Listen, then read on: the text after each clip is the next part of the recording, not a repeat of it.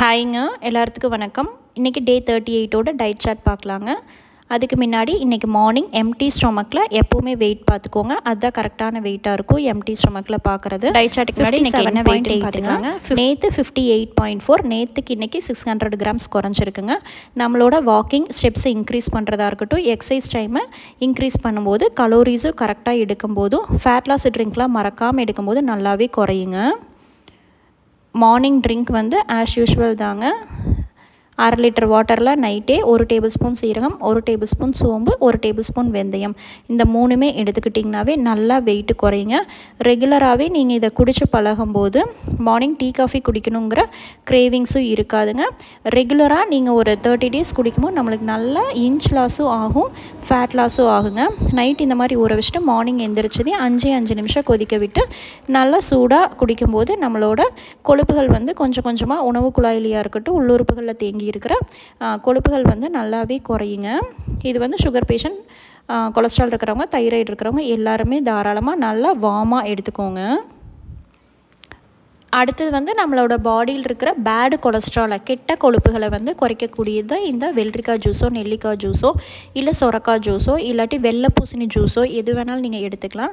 என்ன இருக்கோ அதை வச்சு நீங்கள் ஃபேட் கட்டர் ட்ரிங்க் போட்டுக்கலாங்க. நான் வந்து வெள்ளரிக்காய் வந்து ஒரு 1/4 வெள்ளரிக்காய், கருவேப்பிலை தலை இல்லாதவங்க புதினா கூட சேர்த்திக்கலாங்க. இஞ்சி ஒரு துண்டு சேர்த்திட்டு நல்லா தண்ணி விட்டு நல்லா நைஸாக அரைச்சி எடுத்துக்கோங்க. இந்த வெள்ளரிக்காய் ஜூஸ் குடிக்கும்போது நம்மளுக்கு வந்து நம்மளோட வயிறு நல்லா க்ளீன் பண்ணுறதுக்கு யூஸ் ஆகுங்க. தேவையில்லாத கழிவுகள் நல்லாவே வரும். அதனால் வாரத்தில் ஒரு நாளைக்கு ஃபேட் லாஸ் இருக்கிறவங்க மறக்காமல் இந்த மாதிரி வெள்ளரிக்காய் ஜூஸ் எடுத்துக்கோங்க. நம்மளோட குடல்லையாக இருக்கட்டும், உள்ளுறுப்புகள் தேங்கி இருக்கிற கொழுப்புகளையும் நல்லா குறைக்கிறதுக்கு வெள்ளரிக்காய் ஜூஸ் யூஸ் ஆகுங்க. அடுத்த மார்னிங் பிரேக்ஃபாஸ்ட் வந்து பார்த்திங்கன்னா ராகி களி தான். குக்கரில் டைரெக்டாக செஞ்சது தாங்க. நான் ஃபஸ்ட்டே இது எப்படி ராகி களி குக்கரில் செய்கிறேன்னு வீடியோ போட்டிருக்கேன். டிஸ்கிரிப்ஷன் லிங்க் தரேங்க, செக் அவுட் பண்ணி டீட்டெயிலாக பார்த்துக்கோங்க. 1 டம்ளர் ராகி மாவு எடுக்கிறீங்கன்னா 3 டம்ளர் தண்ணி விட்டு நல்லா தண்ணி விட்டு கரைச்சிட்டு அந்த ராகி மாவு நல்லா கொதிச்சதுக்கப்புறம் மூடி போட்டு விசில் போட்டு 4 விசில் விட்டு இறக்குனிங்கன்னா சூப்பராக இந்த மாதிரி வந்துடுங்க. ரொம்ப கஷ்டப்பட்டு கிளற வேண்டியதில்லை. நான் வந்து ஒரு 150 கிராம் ராகி களியும் வெண்டங்காய் புளி குழம்புங்க, அதுக்கப்புறம் தயிர் 2 கரண்டி எடுத்துக்கிட்டேன். நார்மலாக எப்பவும் போல் நட்ஸ் தாங்க, அத்திப்பழம், பாதாம், உலர் திராட்சை இதெல்லாம் எடுக்கும்போது நம்மளுக்கு எதிர்ப்பு சக்தி அதிகரிக்கும். ரெகுலராகவே நட்ஸ் எடுத்துக்கோங்க. அதுக்கப்புறம் பச்சைப்பயிறு வந்து நேற்று நியூவாக முளை கட்டி வச்சேங்க. இது வந்து ஒரு 3 நாள் 4 நாளைக்கு வர்றதுக்கு மட்டும் முளை கட்டிக்கோங்க. அதிகமாக வேண்டாம். அதிகமாக ரொம்ப நாளைக்கு ஒரு 10 நாளைக்காட்ட பண்ணிங்கன்னா வலுவழுப்பு தன்மை வந்துடும். அப்போதைக்கப்போ ஒரு 3 நாளைக்கு மட்டும் ஃப்ரெஷ்ஷாக பண்ணி எடுத்துக்கலாங்க. ஒரு கைப்பிடி மட்டும் முளை கட்டின பச்சை பயிர் எடுத்துக்கோங்க. அப்போ தான் அந்த நெஞ்சக்கரிப்புலாம் வராதுங்க. இந்த மாதிரி ராகி களியோட சூப்பரான பிரேக்ஃபாஸ்ட் எடுத்துக்கோங்க. இல்லாட்டி கம்மங்கூழ், சோள இட்லி, ராகி இட்லி இந்த மாதிரி கூட நீங்கள் எடுத்துக்கலாம். அடுத்த மார்னிங் ஸ்நாக்ஸ் வந்து பார்த்திங்கன்னா முருங்கைக்கீரை சூப்பு தாங்க.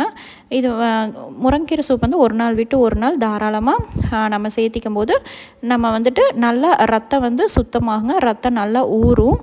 அதுக்கப்புறம் நல்லா வெயிட் லாஸுக்கும் இந்த முருங்கைக்கீரை வந்து நல்லா நம்மளுக்கு நல்ல பெனிஃபிட் தருங்க. ஃபைபர், நார்ச்சத்து வந்து ரொம்ப ரொம்ப அதிகம் முருங்கைக்கீரையில்.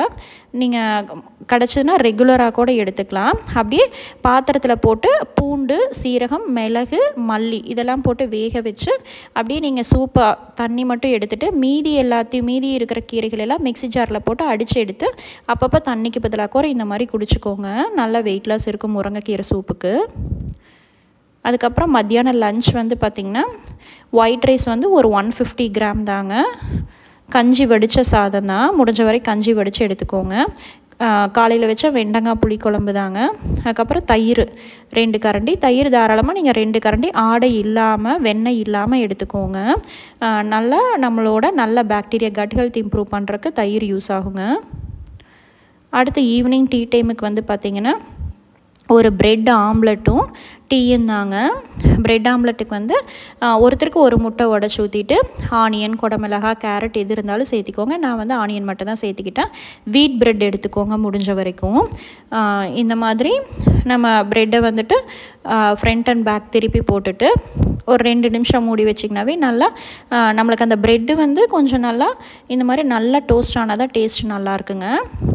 அது கூடவே பிளாக் காஃபிக்கு எனி பிளாக் காஃபி பவுடர் சேர்த்திட்டு அதுக்கப்புறம் இஞ்சி, இஞ்சி தட்டி போடும்போது நம்மளுக்கு நல்லா கொலஸ்ட்ராலை குறைக்கிறதுக்கு யூஸ் ஆகும்.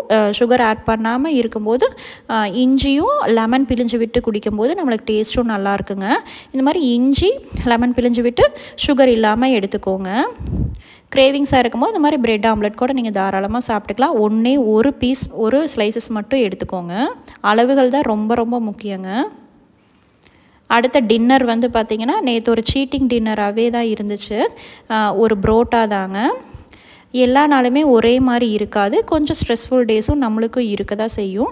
அந்த மாதிரி இருக்கும்போது வீட்டு வேலைகள்லாம் இருக்கும்போது இந்த மாதிரி ஒரு புரோட்டா எடுத்துக்கலாங்க. கலோரிஸ் அதிகம் தான். அதுக்கு தகுந்த மாதிரி வாக்கிங் போய்க்கோங்க, எக்ஸசைஸ் பண்ணிக்கோங்க.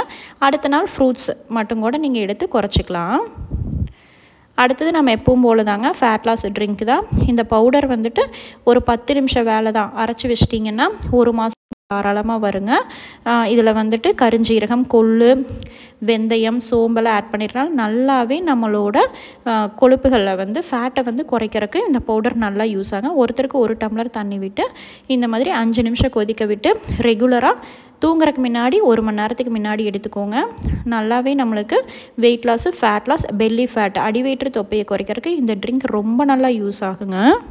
ஆக்சுவலாக இந்த டயட் சார்ட் வந்துட்டு இன்னும் 2 டேஸ் மட்டும் போட்டுட்டு 40 டேஸ் சேலஞ்சாக மட்டும் போட்டு ஃபினிஷ் பண்ணிடலான்னு பிளான் பண்ணியாச்சுங்க. ஏன்னா திரும்ப திரும்ப ஒன்றையே சொல்கிற மாதிரி ரெசிபீஸும் ஒரே மாதிரி இருக்கிற மாதிரி இருக்குது. அதனால தேங்க்ஸ் ஃபார் வாட்சிங். Bye by.